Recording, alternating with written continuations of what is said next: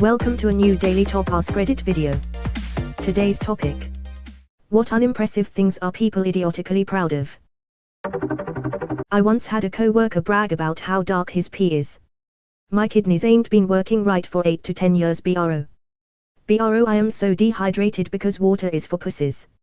My man needs to see a doctor. Drinking more water is cheaper. Edit, I am from Europe, and work in healthcare. This is the kind of comment I was looking for. People used this thread to complain about normal stuff instead of commenting really weird unimpressive things. Nobody has darker pee than I do. Nobody. Someone once bragged to me. Like thumbs in suspenders level bragging.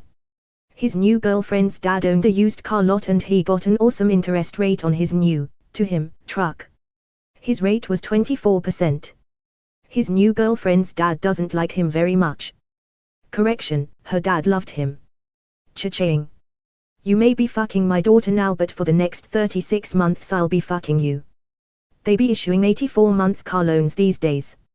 I had a co-worker who bragged about 13% on a car loan because he couldn't understand that higher interest is bad when you owe money. He just heard higher interest is good for investments and couldn't wrap his head around the rest. He did not go far in life. I can only imagine that sales pitch. Car salesman, we have this wonderful 5% offer for Y. Co-worker, don't you have anything higher? Car salesman. Driving better when drunk. I've heard that ridiculous statement more times than I should. I'm so nervous when I'm drinking and driving, it makes me focus more, so I'm a better driver. I've heard that a number of times. That's the thing, drunk and drowsy driving. You may not be so impaired that you are swerving or losing control, but your reaction time is slower. You lose your ability to drive defensively. So if another car swerves towards you, you won't be able to dodge it in time. How little sleep they're getting by on. This and reminds me of what doesn't kill you makes you stronger is dumb. You definitely need to avoid such things, and cultivate a life that can be easier. What doesn't kill you often merely cripples you. What doesn't kill you usually succeeds in a second attempt. Eugene Krabs. When they say that's just how I am, especially when it could hurt themselves or others, I just tell it like it is. I just tell it like it is. I won't apologize for me. I'm only who I'm meant to be. I speak the truth. And since my youth, I've learned to say it like I see. I do not keep my thoughts inside. I shout them out with angry pride. I speak them loud. And pleased and proud. Unwelcome and unjustified. Perhaps you'll think I'm being blunt, while other people take the brunt. But soon you'll find I speak my mind. Because, in fact, I am a cunt. Often paired with if you can't handle me at my worst, you don't deserve me at my best. Run far, and run fast. If you can't handle me at my worst, I totally understand, I can't handle me either. Nothing surprises me more than when people are proud of their ignorance. Knowledge is no guarantee of wisdom, but prideful ignorance is proof of its absence. A close relative came to visit and saw a coloring page my first grade daughter made of Frida Kahlo in her art class at school. He laughed and said, "Who is this?" "Some dude dressed up like a chick." My daughter started to explain who Frida Kahlo is, and the relative interrupted to rant about public schools are failing our kids by teaching them about weirdos that nobody has ever heard of. He was very proud of himself. I reassured my daughter the Frida Kahlo is indeed an amazing artist, and counted the minutes until the relative had to leave. Weirdos that nobody has ever heard of. A weirdo that nobody has ever heard of who was so very obscure that she went on to be the subject of an Oscar-winning biopic starring Salma Hayek and Alfred Molina XD. There is a cult of ignorance in the United States, and there has always been. The strain of anti-intellectualism has been a constant thread winding its way through our political and cultural life, nurtured by the false notion that democracy means that my ignorance is just as good as your knowledge. As a move. Saying shit like in a land of sheep I am the wolf. Sure thing, dude. A lion doesn't have to tell you it's a lion. If a lion tells you it's a lion, it's a lie. Lol, I was at Disneyland and some guy had a shirt on about being a lion and everyone else was a sheep. Guy was being the biggest dick to the employees because they were enforcing safety rules. Like don't stand in the middle of the road when a tram is coming. A lion that's about to be removed from the gene pool. Not reading. TL, Doctor. Read tea. I've been laughed at when I said I like to read for fun and that I used to go to the library all the time as a kid. I don't get it. I don't mind that you don't want to read, but why laugh at someone who does? Because they feel invalidated and they need you to validate their life choices by essentially agreeing with them that there was something wrong with it. Making fun of it is just a way of doing that since they know most people won't want to get into an argument about something that trivial, so at some point in their lives they learn to delude themselves by mocking the thing that made them insecure, then take your reluctance to push back as tacit agreement with what they said.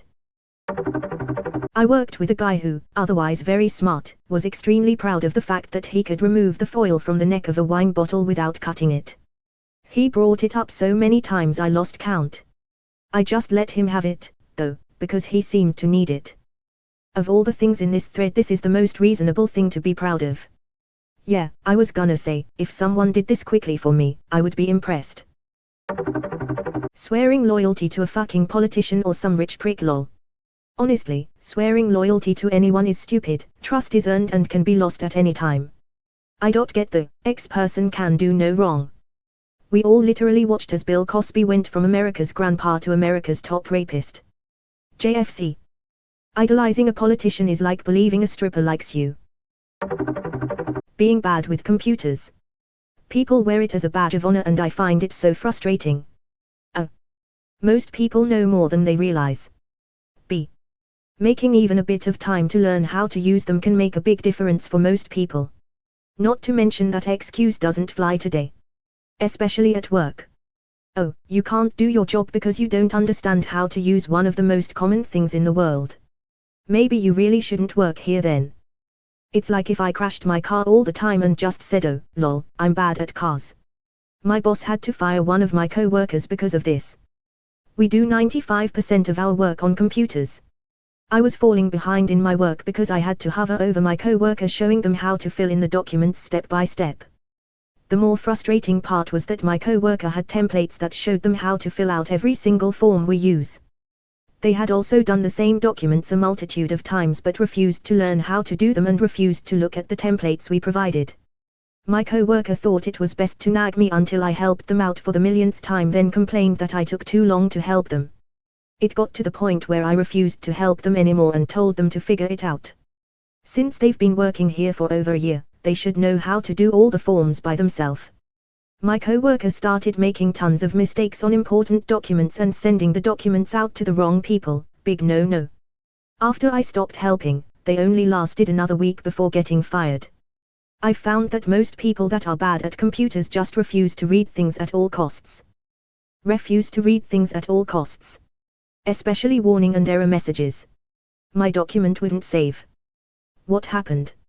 I got an error message and then nothing happened. Now my work is gone. What did the message say? I don't know. I closed that. My mom is a nurse. She has been fired from her hospital for refusing to do electronic charting. She isn't working and tells everyone who asks that they fired me because I don't know how to work a computer. Can you believe how ridiculous that is? If your computer skills are so dismal that a hospital fires a nurse of 32 years, it must be bad. My grandma's primary doctor very proudly refused to do electronic charting.